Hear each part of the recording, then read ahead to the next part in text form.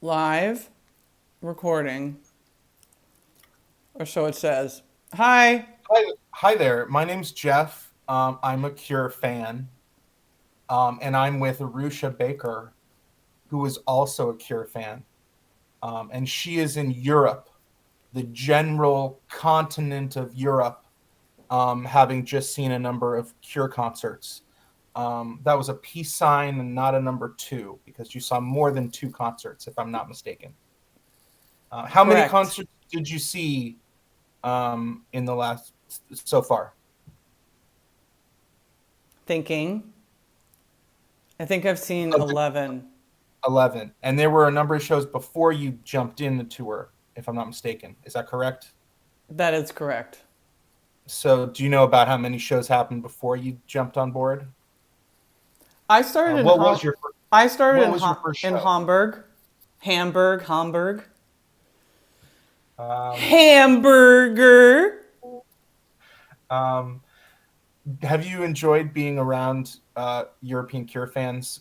From the past, you'd always told me how you always looked forward to going back to Europe because the fans were so much better than American audiences. Is that still the case? Or am I misinterpreting data? I'm laughing at myself. I'm laughing at my because I could hear my younger self saying that. And was Um, that not true then as an older self, as a less younger self? Is that no longer the case? um, so I've had, as usual, when I follow the Cure around, I've had highs and lows. I've had ups and downs. Um, Definitely seeing The Cure as an American in Europe. No, I'm in the UK right now, but I'm talking about strictly Europe, is always fascinating because you are seeing an English speaking band in a country that doesn't speak the language. So the first, I knew that I wanted to go to Germany because I love Berlin. Leipzig is, or Leipzig, or lipstick, or whatever it's called, is been interesting to me because in the last few years I've learned about this like goth. It's like a goth haven, and there was a very specific event, a Cure event. Hi, just fanning. I got one. We got one viewer. Woohoo! Her name is Tink, actually, and she lives in LA. She's awesome. Um, but in Leipzig in the 90s, there was a specific Cure concert that has been written about that was some kind of breakthrough moment.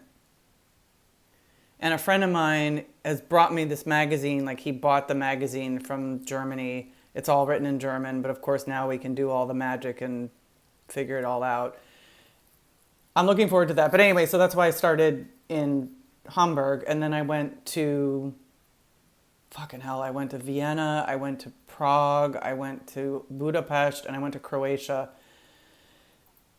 It was a run that was really intense and exhausting. And there were moments where I was like, what the fuck am I doing? Like, I'm too old for this shit. But it was absolutely fascinating too. And I'm not even talking about the music yet. I'm talking about being in countries that were at once behind the wall, kind of. Like, my friends in Budapest were talking to me about how important that 1989 Cure show was when they were completely run essentially by the Soviet Union, where like you want to get a glass of milk, you go to the store and there's a thing that says milk. And now they're circling back with what's his nuts. I forget. I'm about to call him Stalin. God, what is his name? The Putin? no, not Putin. It's close though. The guy in Hungary. Oh, It's the yeah, I don't know. it's bad. Anyway, so yes, it's very exciting to be in foreign countries where the people don't speak the language. Um, but they love it just as much. And there's like new fans, old fans, young fans, everything. I mean, I it's noticed a lot of older fans. When I looked at pictures, it wasn't the kind of thing where I saw a majority of people in their early 20s. So while there are certainly many of those younger people, do you feel like they're more of a minority now, or do you feel like no. it's really mixed? And I did not see a good sampling of who was attending these shows.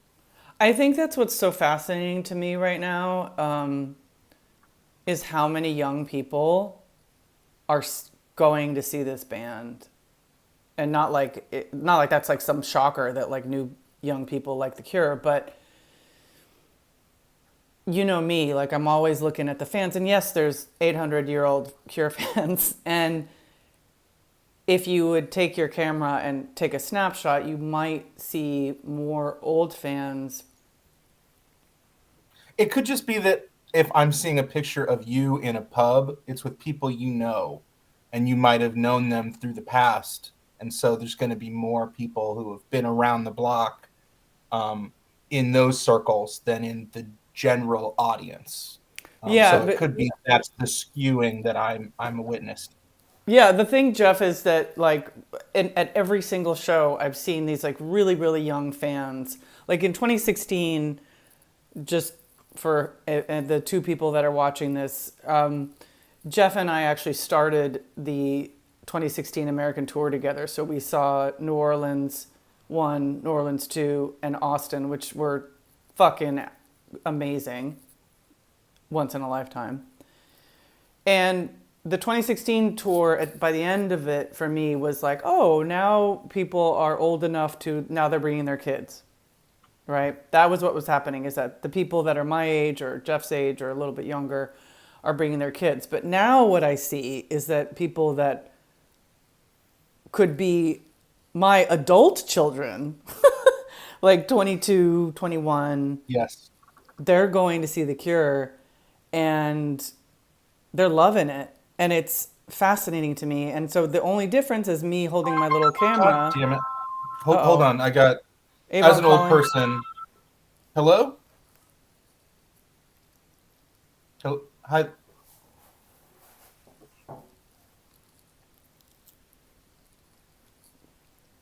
It's dinner time in Brighton. And it's lunchtime in LA.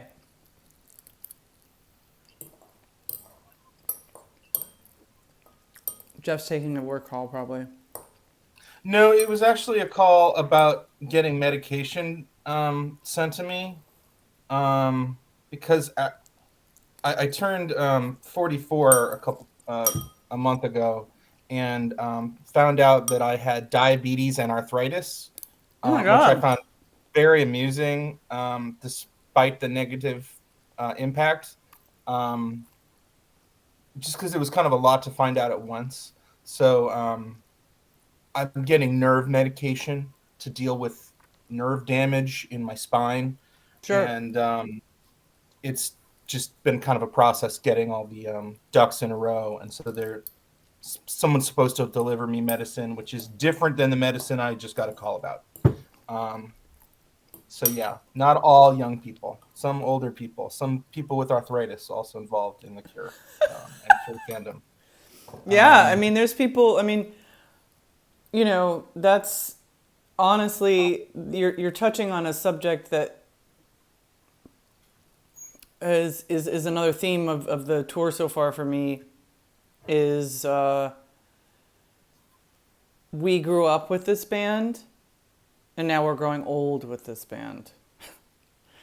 And yes. it's a different season for me. So when I see the younger kids, it's exciting because I'm like, wow, like you're really like this music is still touching people who are 21, 22, 23. Like in Leipzig, I actually met people who had seen The Cure for the first time, Jeff, and they were all 21, 22, 23, and they were all excited. And the funny thing is, I said, okay, well, tell me what music do you like? Like, give me like hip, make me Yes. hip, right? They start talking about the Cocteau Twins and the Jesus and Mary Yes. chain, and I'm like, no, wait a minute, you got to talk about, your music, and what I found fascinating with this lot in Germany, and they were pretty much, I think, all Germans. Um, One of them actually said, "Oh, have you heard of Creedence Clearwater Ah! Revival?" Oh, wait, they're old. And so, Jeff, what's happening is like they listen on Spotify. So how do they know how old or new a band is? Or how famous or infamous or hated or loved something is to other generations. Because I don't know, I growing up in the '90s, bands like Creedence were so incredibly uncool. As I've gotten older, I just love that stuff. Like, Oh, I love it. like they're great. Grand Funk, like fuck yes, please. That's Better wonderful stuff. run through the jungle, baby. I mean, Um, better run through the jungle. so that's interesting. I want to ask more about the shows. There was the way the internet and social media has changed how people communicate. One thing I've noticed is outrage builds exponentially. So there was scuttlebutt with some fans who politely were saying things like, "Oh, I'm not so excited about the set list after the first show or two." But then the people who responded to those people who were gently complaining was, "How dare you talk anything about these shows? You have no idea. Just give them a chance. They're old and they're going to play great shows and they're going to play great songs. Like, you idiots are ruining everything." And then those people who originally were like, "Hey, you know what? I'm just saying I wasn't excited about the set list. I love The Cure. I'm not complaining. I'm just saying it wasn't that exciting to me." And then the other people, "How dare you, blah blah blah." So as time has gone on, the set lists have changed a lot. They've been adding more new songs than I can remember them ever adding to a set list before an album came out. Usually it's like you're gonna get 2 songs, not 4. Do they do 5 now? Is that right? I want to say they did 5 songs. I think 3 of them get played a lot. One of them got played a few times, and then the 5th one only got played once. I could be wrong. It could be 4 and not 5 songs, but I want to say it's I 5. think you're right. So there's alone and end are the bookends to Yes, the and concert. song, Yeah, alone right? End starts the song. set and end song ends this. Yes. And it's really cool because it starts off like it took me a while to register it, but when the show starts, first of all, you know how like in every Cure uh, concert they have certain music. Like for Bloodflowers, they had that really dramatic adagio or Adagio whatever. for Strings by Samuel Barber, Yeah. And then there was as another one featured where they in. had, I gotta say though, not only as featured in Platoon, which people think of, but also in The Elephant Man, which is kind of more where I would imagine the inspiration came from. But that's my guess. But anywho, right. Right. So they or always, the tape intro to the Wish tour, or etc. sometimes they've had like I knew, which I'm sure I'm pronouncing African wrong, music is before, like all tour. kinds of shit. Well, right now all they have is rain. So you just have the Oh, sound interesting. sound of rain. And so it's kind of nice because it's kind of soothing. And so when you think about it in like Yes. movie terms, you're calming everybody down into sort of a subdued thing. And then what happens, and That's this is cool. before and after the Twilight Sad come on. So after the Twilight Sad come on, yeah, so they're playing this rain sound and they're getting ready. And then So is there no music between acts, or is it just transition from music to rain? it's just rain. That's amazing. I've never heard of anyone doing anything like that. That's really cool. It is really That cool. really must get you really psyched up and excited in a I strange way. I think it's so And that looks subtle that very a lot cool. of people maybe don't even aren't even thinking about it, and that's what I find really interesting is because it's thought out. Like if there's anything Yes. about the Cure after seeing them for so long, you learn as a fan that like every fucking little thing is thought out. Like there's no oh oops, there's that's the way they operate is like every little thing is absolutely thought out. So then what happens is you start to hear thunder. And then they have this strobe light that acts like lightning. So then it's a little bit of thunder, it's a little bit of lightning. The lights are still on, and then slowly these lights, these like stars, come on the screen. and then the lights go down. And then they really push the temptation because they make you wait a good amount of time with the thunder and the lightning and the people are screaming and they're not on stage yet and you're like, oh my god, what are they doing? Like they forget something, what's happening? And then they come out and they start with Alone. And then when they end, so they start with Alone and it's the open sky and it's after all this thunder and lightning and then they do all their bits and then they end with the big blood red moon. You're back at the sky. So it's kind of beautiful. That's cool. The set lists have changed. They've been adding more older material, more new material, more kind of new material. Which to us, things like The Hungry Ghost is new to me, even though it's older than many people in the audience. I'm less excited about seeing The Cure based on the set list than I have been on past tours. But that's not to say I'm not excited to see them or that I haven't gotten the impression that people are having an incredible time, whether it's their first show or their 102nd show. Would you say that's the case? Would you say that the set list isn't the talking point that it often is? Or am I missing something about the performances? Is there anything kind of in general about the set list itself that you've noticed over your time watching these shows? I mean, are you asking me if I'm excited about the set list?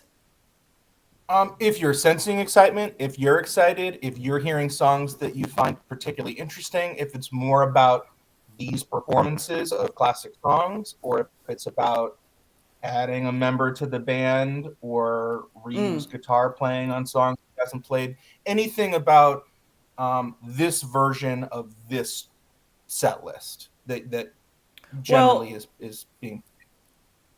I mean, a couple of things for me personally, because of the time coming out of COVID, I don't give a shit about the set list, honestly. Like, I mean, I care, of course, and I'm super excited that they play Cold, and I'm super excited that they play At Night, and I yell accuracy every time because I know that they're not going to play it. Do you have eye contact when you when you yell out accuracy? No, I get nothing. But I will scream it every single time. But for me, like coming out of COVID and the planet melting and Putin, I'm just happy that they're alive. I'm happy that I'm alive. I was super psyched, when I started seeing that they were prepping for a left-handed guitar and a second keyboard. Yes. I was like, there's only one person that could be. Yes. So let's go into that. I feel like it's in a lot of ways less about the set list and about a different experience every night based on songs, and is more about this band, which it's is true, but I will. Of a few bands. Oh, please continue then. Well, I will, but I do have to say that my personal experience is not. I still hear tons and tons of people saying, I want to hear this, I want to hear that, I want to hear the other. And I get it. I get it more so from the younger people or people who haven't seen them a lot. I personally, and I'm sorry if I'm going to offend anybody. I always offend somebody. But I get a little bit like, these guys aren't our toys. They're not our robots. The decisions that they make.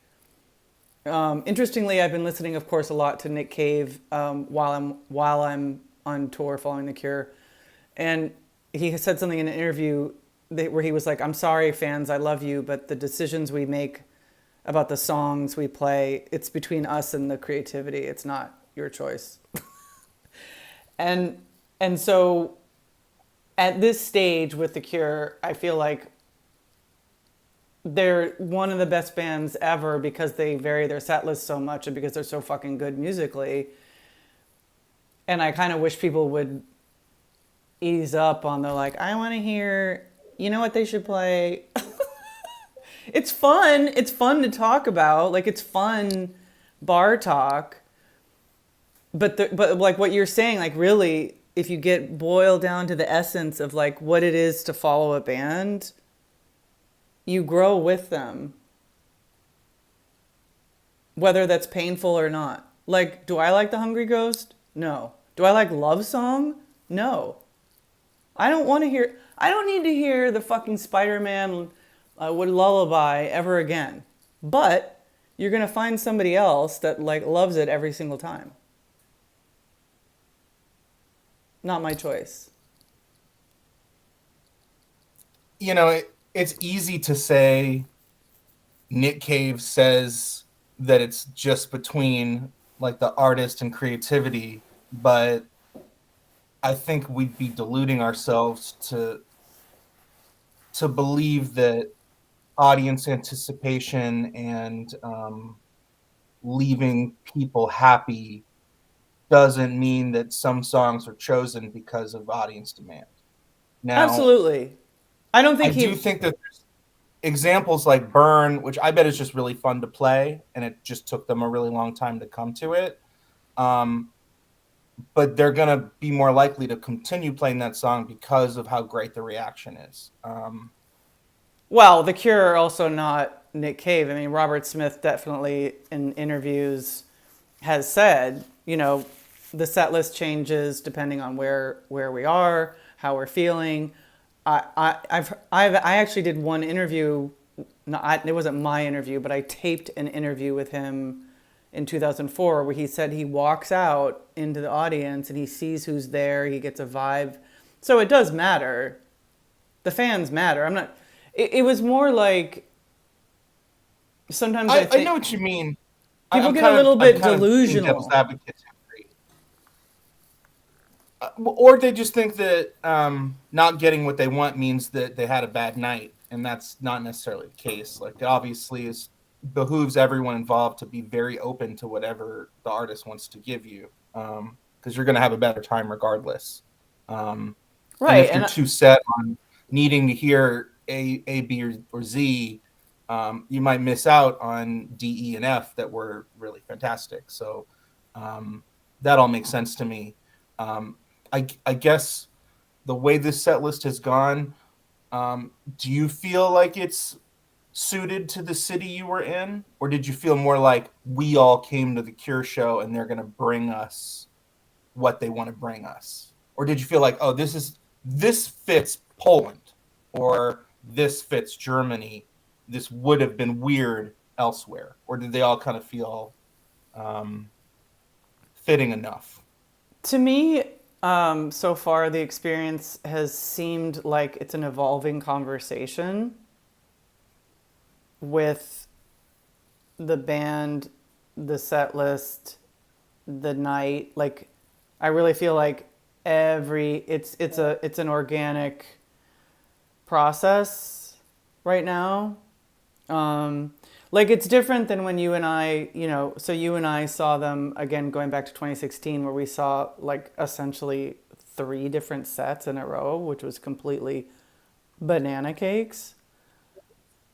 Whereas I feel like I'm pretty sure they've rehearsed as many songs as that, but they're going about it a different way, right? So they've decided, oh, let's do all the pop songs at the end, and oh, this is working. That's And interesting. I want to, if I need to make an aside that we go back to later, I want to talk about the big pop set list, the big pop encore. So if you wanted to continue your thought, please do. If not, let's talk about the big pop encore. well, yeah, let me just finish what I was saying is that I think they, it seems like they decided like, okay, we're going to do this big pop encore at the end and we never do that. And oh, it's working. And then they're throwing around a forest. Like I think it's really interesting what they're doing. They're just throwing a forest around everywhere. And of course, again, I always like forever. They're never gonna play forever ever I'm again. looking at the set list for yesterday in France, and yeah, a forest is 13th song on the main set list before a new song. Um, and yeah, that's kind of crazy to think about as someone who's seen The Cure a bunch of times. It's like, oh, a forest is in the middle of the set. I mean, it's um, 13 out of 28 songs. It's just kind of wild. Are they still playing like a heavy version of it, or does it sound more like the single version? Does it feel different in the middle of the set list? It only feels different because if you're used to it being the ding ding ding ding concert's almost over. It's like a Pavlovian dog thing. It's Yes. more like it's still heavy. It's still, like it's still beautiful. I think to watch like the. I've been getting really into watching Robert and Simon, during that song, and then also during Pictures of You, like their guitar conversation. And then How's it Simon, look like everybody? Oh, go ahead. I'm sorry, please. well, Simon's fucking bass, man. Oh my God. Like for some reason, I don't know if it's because of where I'm standing every night, although I've been seated, I've been in the front, I've been in the back, but his bass is so pronounced in a good way that there's like little nuances that I don't know that I've picked up on before. And then Jason, I don't know if he practices like 10 hours a day or what, but that guy is killing it. He's, He's really good. but I mean, I don't know when you're going to see them again, but it is he's killing it. Would you say that he's playing on a different level than you've ever seen him play before? Yes, absolutely. And Absolutely. is it changing the songs? Is it the songs are different, and so, or is it just he's just playing extra fucking good? It depends on the song. Like there's some nuances in Want that he's changed. That's an Um, interesting one because that's a like I think of that as kind of a drum tracky kind of song, like a very tape song. So is it like adding flourishes as opposed to changing structure? um, I don't know what it's called because I'm not musically my musical. I don't know either. So I mean, It's whatever like it he goes sounds like instead to you. of. It's like he at one point he goes dun dun dun dun dun instead of dun dun dun dun da da da dum bum.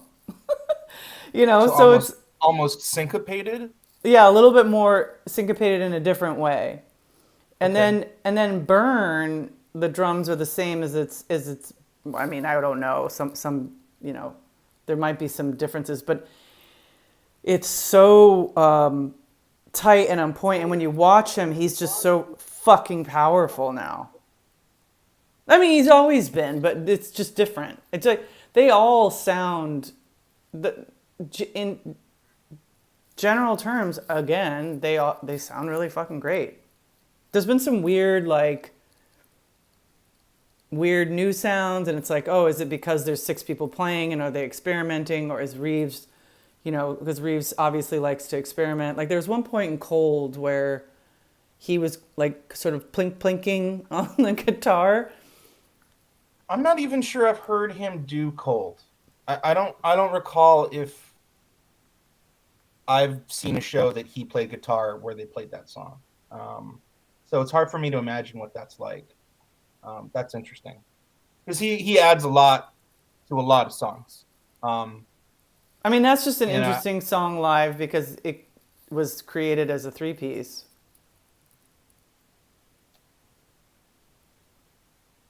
yeah, You that's know. interesting. So did you talk? Have you talked to anybody in the band, or is there been a pretty significant divide between the people and the artists on this one? Well, I think the COVID protocol is pretty solid. I've seen a lot of photos of fans with the band. I personally have not done that. Um, so no, Robert Smith hasn't called me lately. No. Or he just doesn't have your number. When I think about Me going to shows.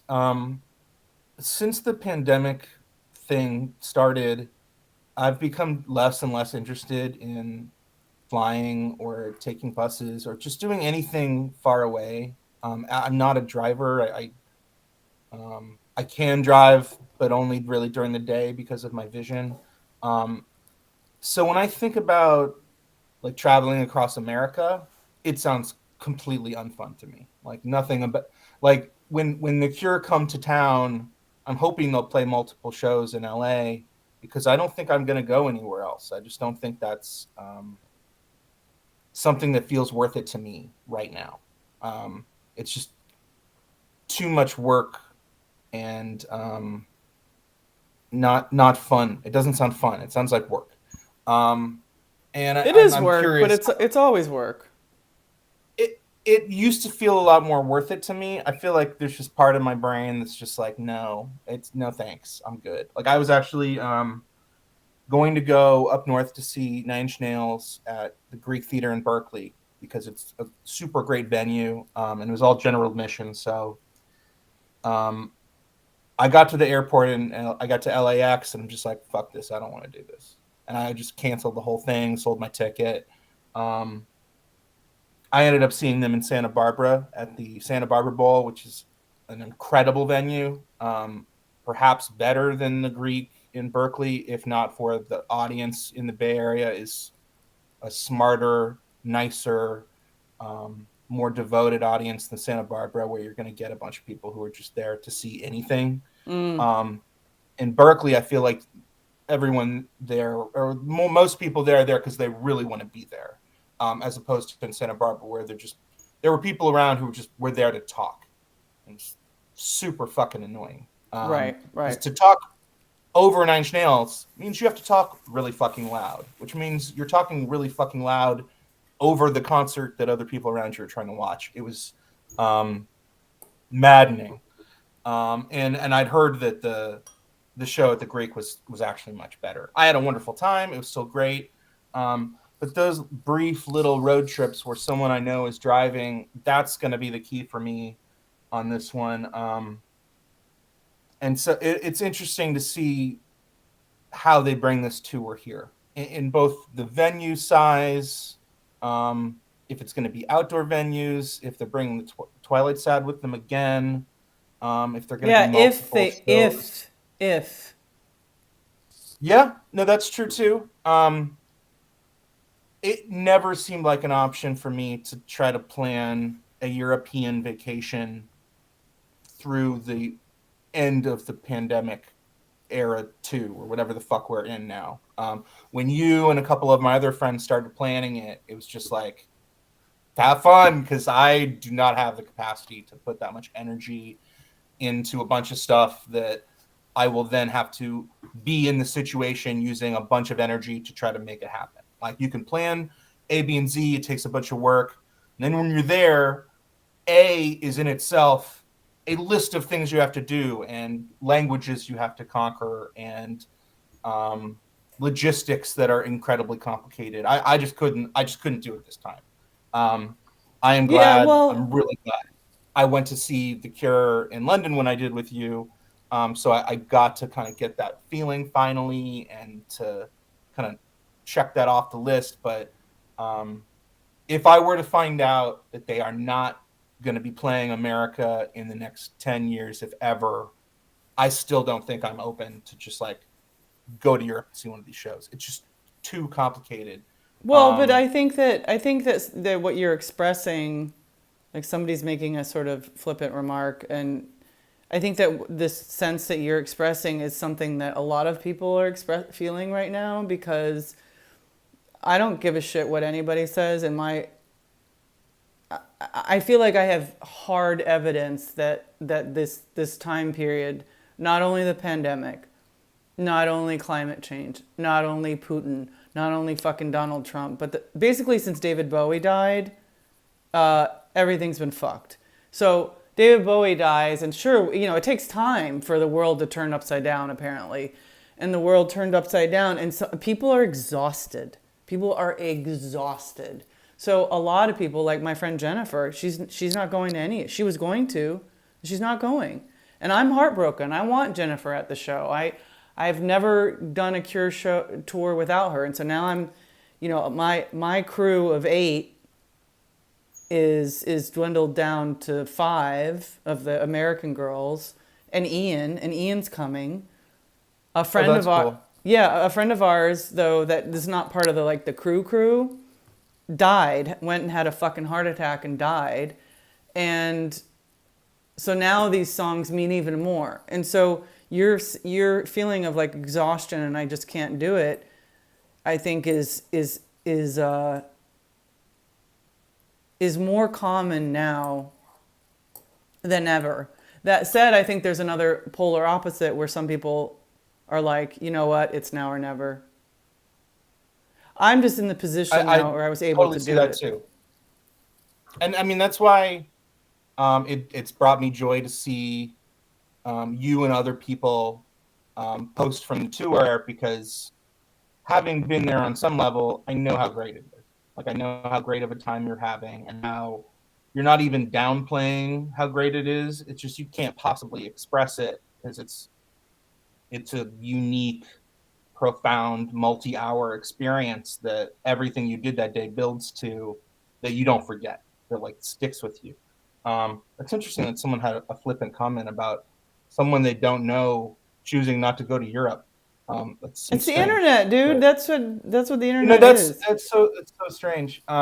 Cindy says hi, by the way, though. Cindy Gamble, do you Hi remember her? there. Yes.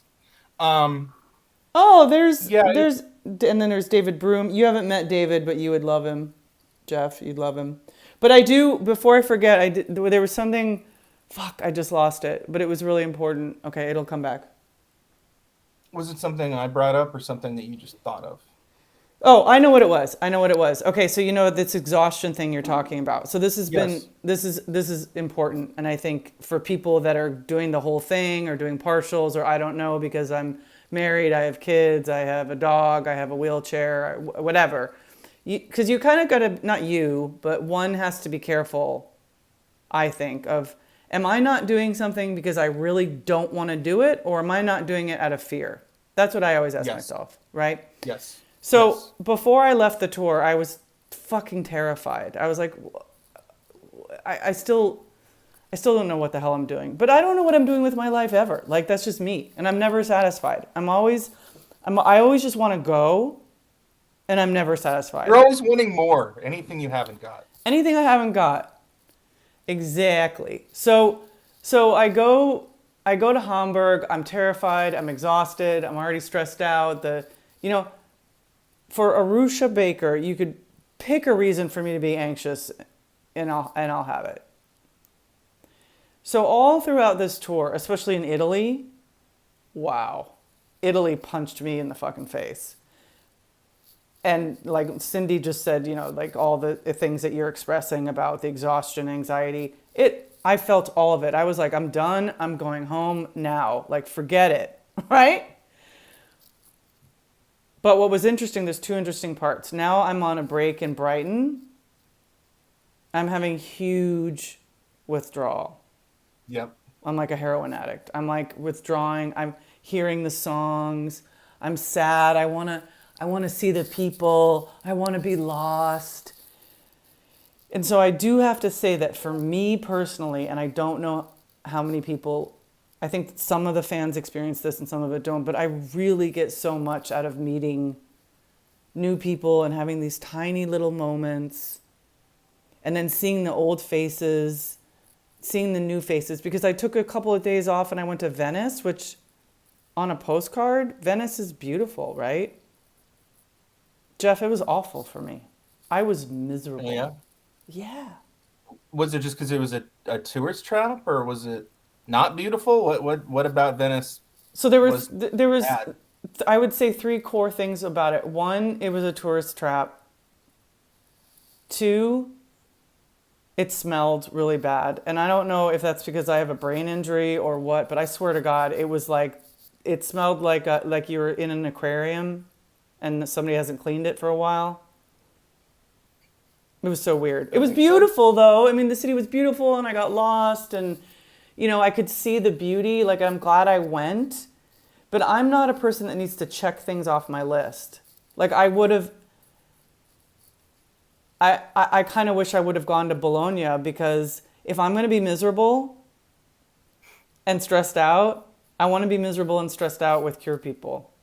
Because Yeah. as soon as I like landed in Leipzig by myself or Padua, and you see people when you get on the train, when you get off the train, you see a Cure shirt at the airport. You know what I mean? Like it's like the world gets smaller. You may see people you don't like. It's like a neighborhood. You're like, oh, there's the milkman. That's a total asshole. Uh, But it's familiar and it's rock and roll. And what's the saying? I don't know. It's only rock and roll, but I like it. I also have to say that anytime someone goes out of their comfort zone, especially in somewhere foreign to them, they are given an incredible opportunity to be a smarter, better person. And so, anytime anyone does the kind of thing that you're doing, um, it reaps incredible rewards for you and everyone that you come in contact to. I mean, I kind of look at growing up in California in kind of the same way. It's like there were a lot of different kind of people around me in San Jose, and that has benefited me my whole life in the same way that when you go to another country and you see what people who are kind of like you but are different because they're from somewhere else are, it makes your worldview so much more balanced and interesting. So it's often worth that stress to get that all those feelings. But at a certain point, I feel like I had to take a break, financially, emotionally, um, but I still see the excitement in it, which is a reason I wanted to talk to you while you're still fresh on the tour, because it's not like seeing a show at home. It's not like when there's a residency of a band at your local venue where you get to see 6 shows. It's a completely different experience, that would be minimized by exclusively making it about seeing the Cure, because it's so much more and there's so many more people involved. It's something I don't feel jealous of anymore because I've never done the full European tour. It's just something I really appreciate that other people have done. I very well may never do that, whether they tour or not again. I just it's it it's just not easy enough for me anymore, and maybe I'm just a little too lazy. But then again, like I went and saw Danny Elfman at the Hollywood Bowl, which was like a lifelong dream since I never got to see Boingo. They toured right up until I started seeing concerts, basically. Um, and one interaction reminds me of your situation, which is um, a friend of mine who I was with was trying to tell me something during the concert, during the opening act, and I was like, let's talk after because I just want to pay attention. And I explained to her during the break between sets, like I just don't want to be one of those people who talks loud during the concert because even though I don't really care about this and I'm interested in what you're saying, everybody else can hear what we're saying, and chances are what anyone is saying loud enough for anyone else to hear at a concert is fucking stupid. Like when you look back on all the times you've been to a concert and you think of someone really loud, I can't think of any time I thought that person was really profound. I'm really glad they said what they said really loud during the concert. You consider like what a fucking idiot that is, saying dumb shit about something we all know about, so we know they're wrong. And so when I said that to my friend, the person behind me was like, I hope we don't say anything stupid. And so we started talking to them kind of about how that whole thing goes and how it's just important to me to not have a negative impact on anyone else's viewing or listening experience. Like it's really important to me that like when I'm at the movie, I don't ever fucking talk during the movies. And that way, like if someone else talks, I know that I'm not part of that problem too, because it's fucking distracting.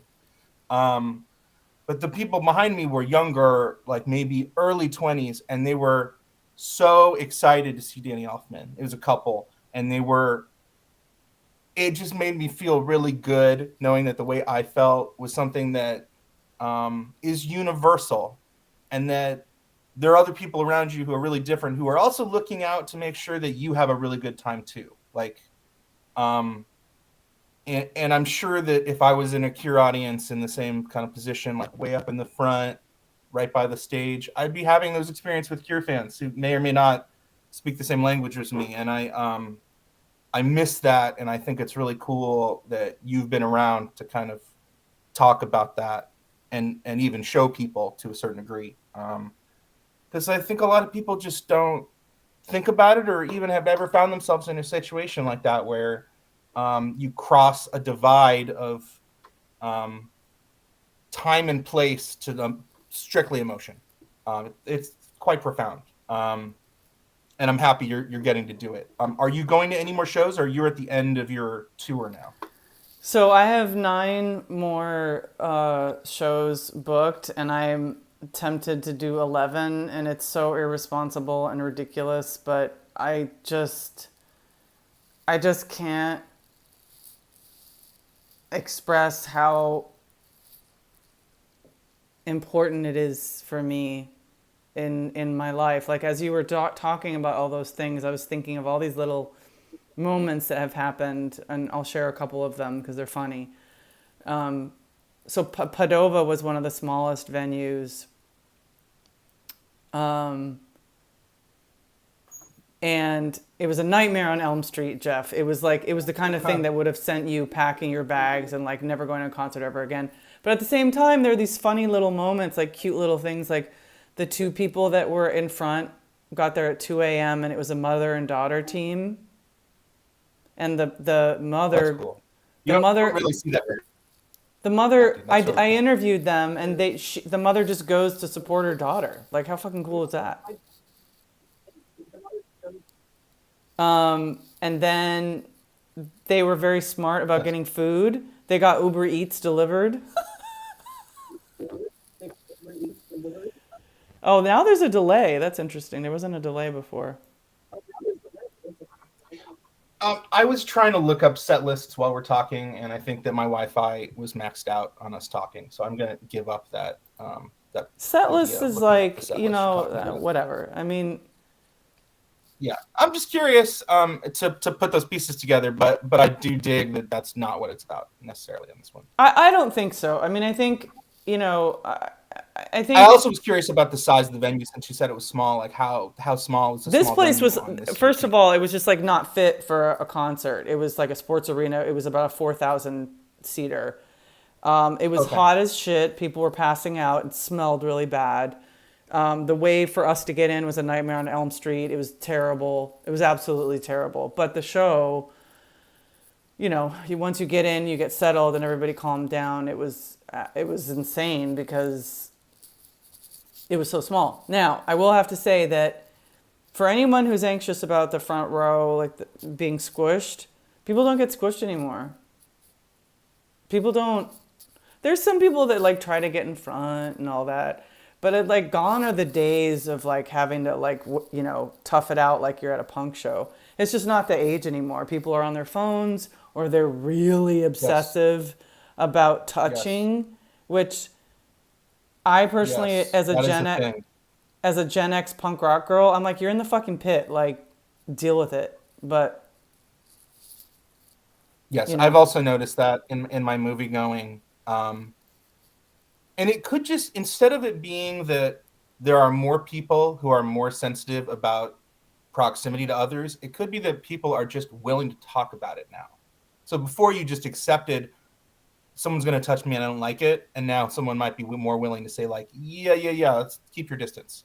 But I've definitely noticed that that is a thing too, with the younger people of this day. yeah. I mean, I just feel like though, I guess again because of growing up I think I grew up in the age that rock and roll was like reached its young adulthood. Um, and now it's like in its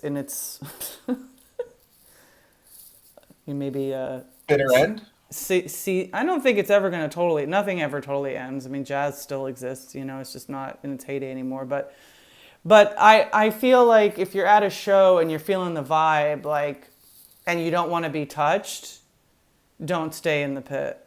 don't stay in the first 3 rows. Then go sit down. I mean, you know what I mean? Like that's. I just my brain can't compute. I mean, unless you're seeing like a classical orchestra, you know, if you're seeing something that, like with a charge, like at a Nick Cave show again, like bringing it just because he like falls into the audience, like you're Yes. gonna get touched, you're gonna get Yeah. clobbered.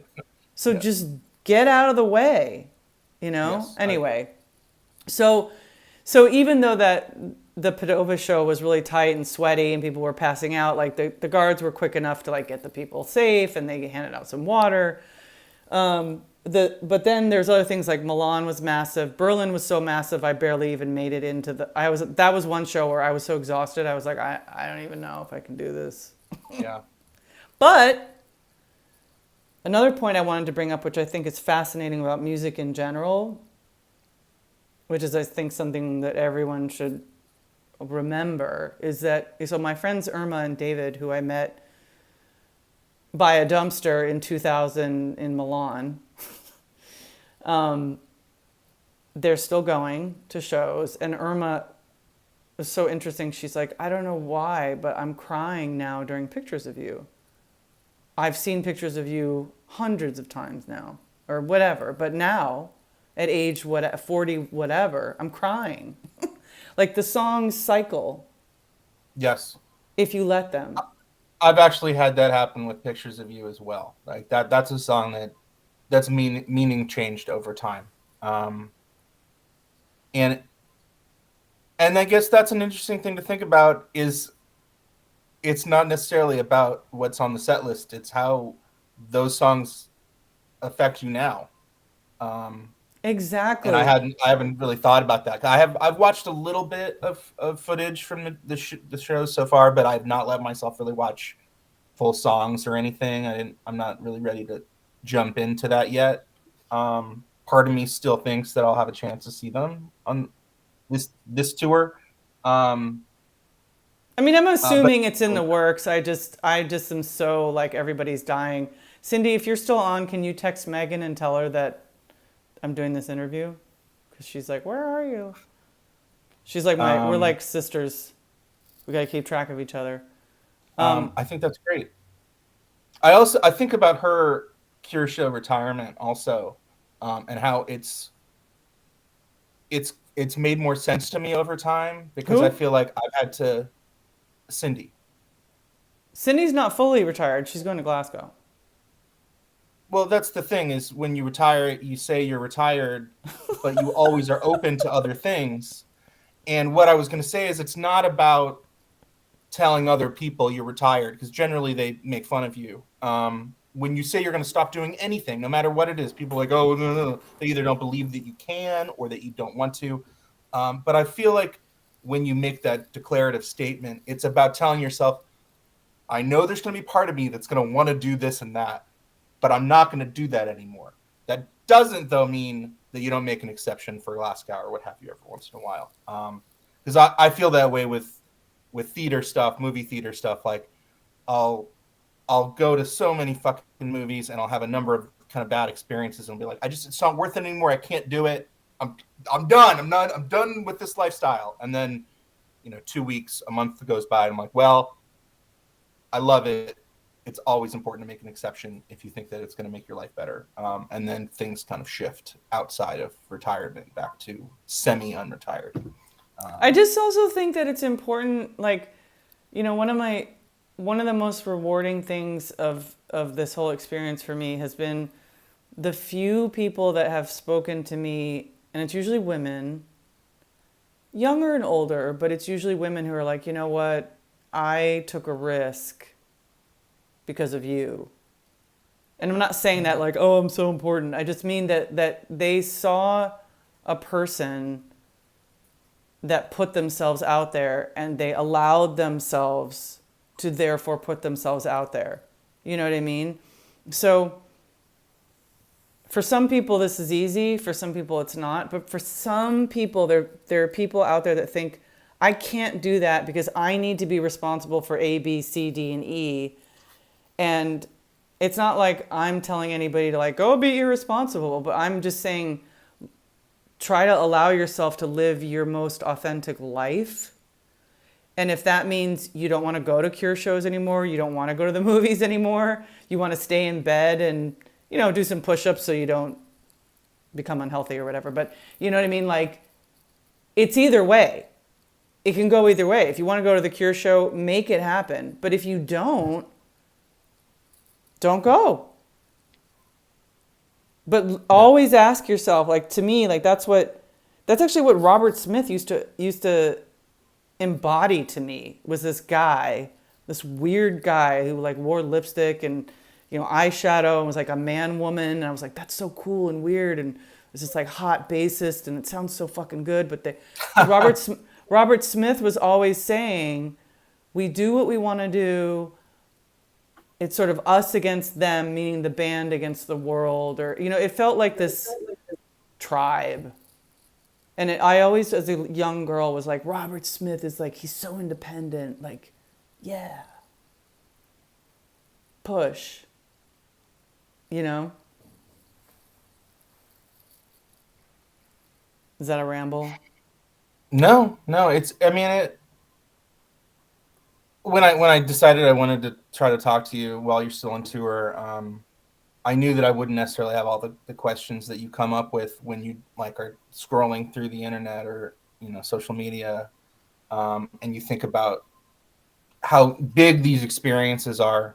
It's really hard to condense it down into anything, which is kind of what you've been doing for the last 20 plus years, is Yes. condensing these experiences into something that's relatable.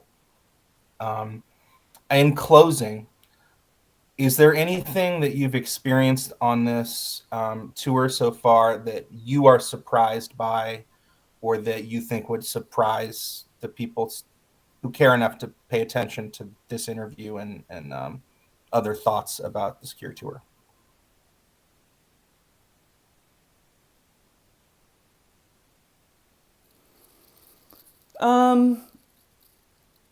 I think the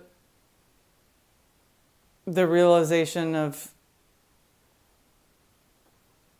how much the pandemic and my age has changed me, and that, because I'm closer to retirement, quote unquote. There's just been more points on this tour where I'm like, I can't do this anymore. But I think the difference between me and a lot of other people is I recognize that I feel that way about everything. I mean, I catapulted myself into a film career that I was so absolutely over the moon about. I mean, I was just ecstatic about making my dream come true, my dream job, until it turned into a fucking nightmare. Relationships, or I just feel like what I'm experiencing on the Cure tour is not unique to following the Cure. It's not because I'm doing something, it all circles back. It's not because I'm doing something wacky and like like avoiding my life. And it's made me very sad, actually. Very, very sad.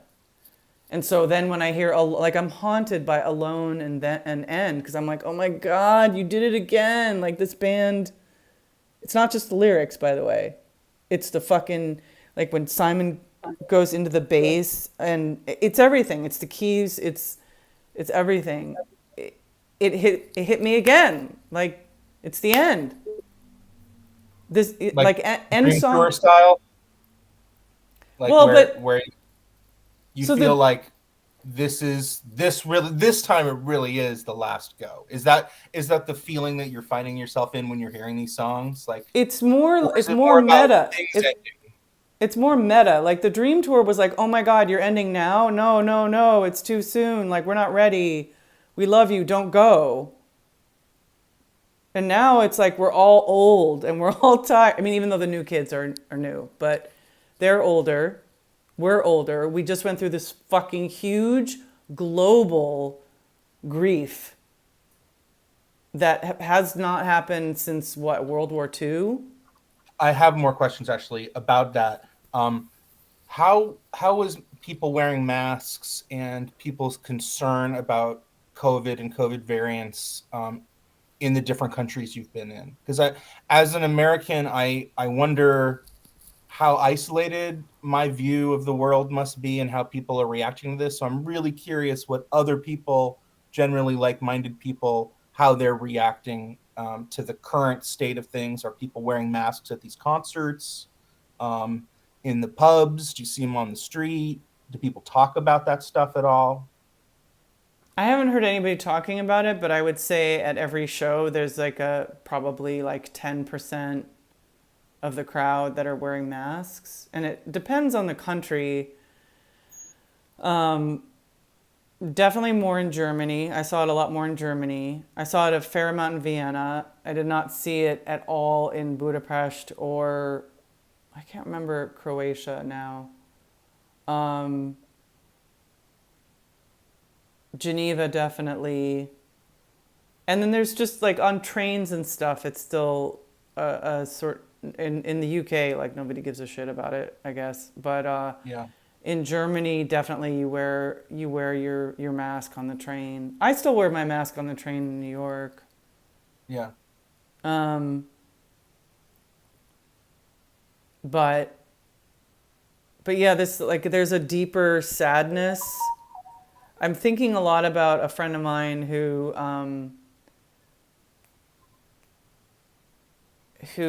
used to go to tons and tons of like going to concerts was his identity. Like that's what he did. Mainly Nick Cave, whole bunch of other ones. He writes about music, so on and so forth. Pandemic hits. He's not a Cure person. Pandemic hits and he just cracks. Like he can't hang. And so now he's, coming out of it, but he's having an identity crisis because at this age ish, for him, his identity was never about the job, the wife, the white picket fence. It was about music. It was about going to music. It was about being engulfed in it and soaking in every moment. Like Jarvis Cocker, what does Jarvis Cocker say at pulp shows? The whole thing about how like all of us will never be in the same place again, that whole thing. Yeah. Yeah. Us, this combination of people will never ever be in the same place ever again. I Yeah. think that's what you mean. Yeah, so let's enjoy it and let's be here together. So this friend of mine is like really sad because he doesn't want to go to shows anymore. But it's not like, oh, cool. Like, it's not like a weight's lifted off of him. He's like, what now? And there's a part of me, like going back to the COVID and your like final thoughts. I want to, this is morbid, but I want to be, like, one of the things I'm working on is to be peaceful when I die, to be at peace when I go. I don't know what that means yet. I don't know how to achieve that yet. I have this idea, this like Disneyland idea that like if I was doing what I wanted to do until the moment I die, then when I die, I'll be like, okay, I can die now. But life doesn't work like that, right? So when I'm at a Cure show and I'm like, maybe I won't go to that many in America. Maybe I can't go anymore. Maybe it hurts me because it's not like there's something else in my life that's oh so fucking great. And I'm not saying I have a bad life at all. I have a wonderful life. I'm very grateful. I'm saying I want to live the most authentic, true life that I can live. So conversations like you and I are having, conversations that I had with this girl I met from Slovakia, and I was telling her she was from Slovenia, and she's like, dude, it's a different country, you idiot. And I'm like, oh shit, I am an idiot. But now we're like, talking more, and I gave her a sticker, like all these little moments, like that's what I live for. I don't live to go walk around in Venice and go to fucking Prada.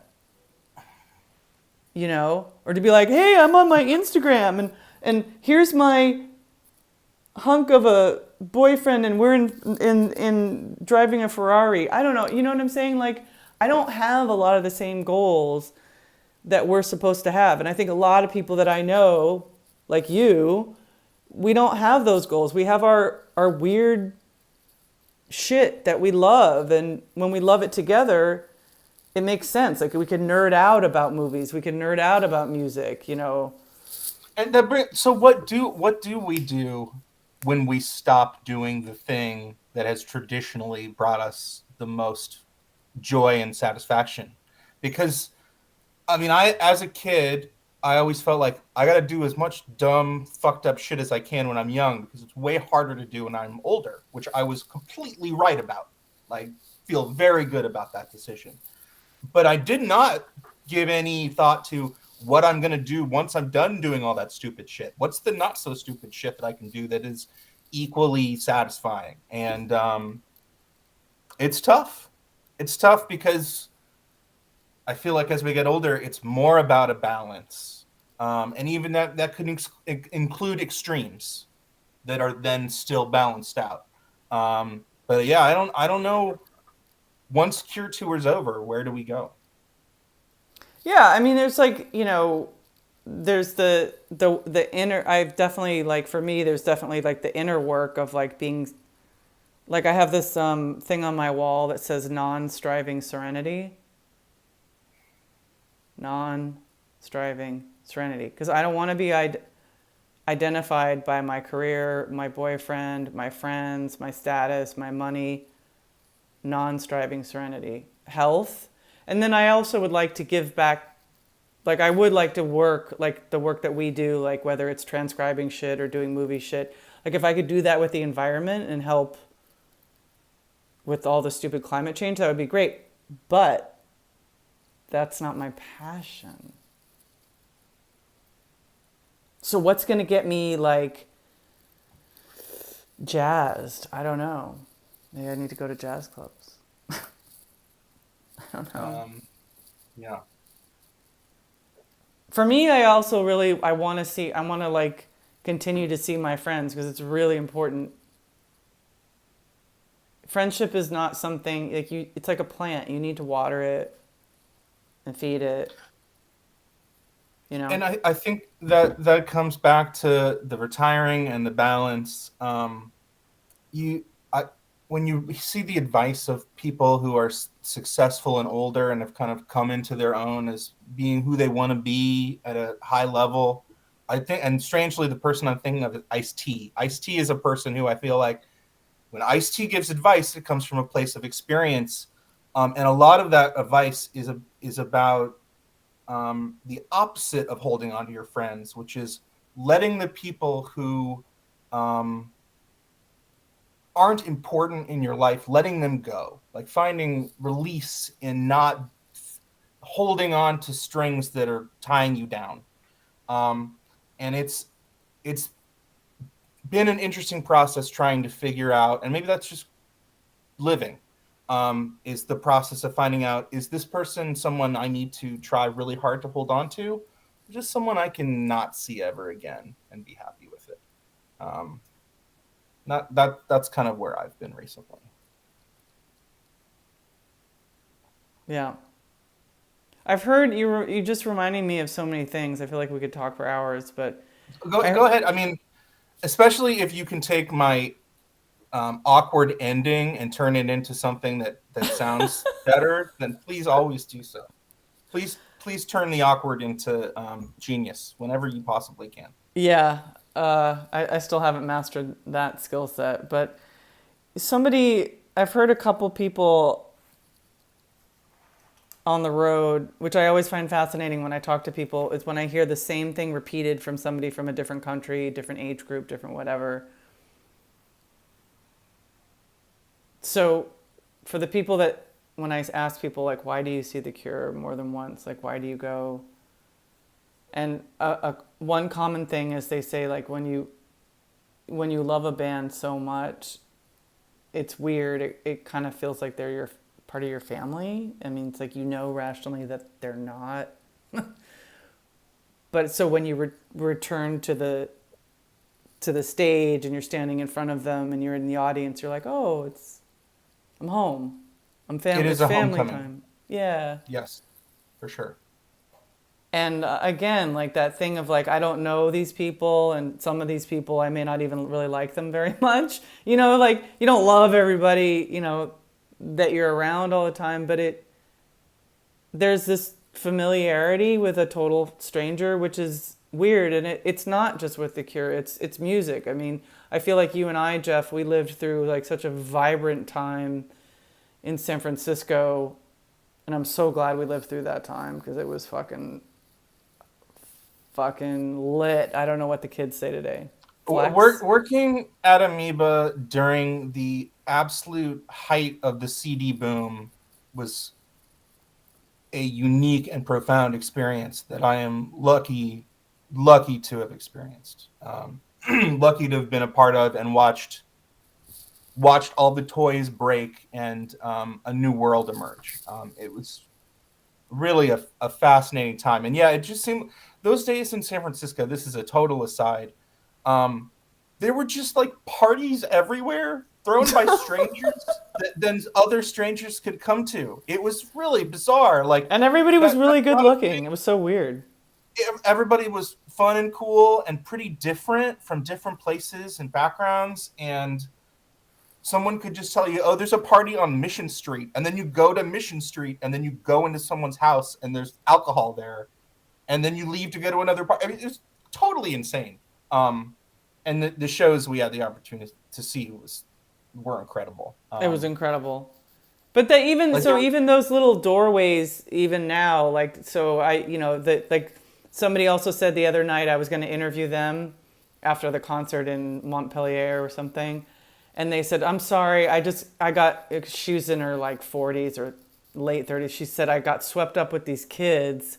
Who convinced me to try to go to 3 of the hotels they thought that the Cure were at like 4 in the morning. So they're like running around Montpellier trying to find the Cure, and then they found like the Roadies Hotel, and it was just ridiculous.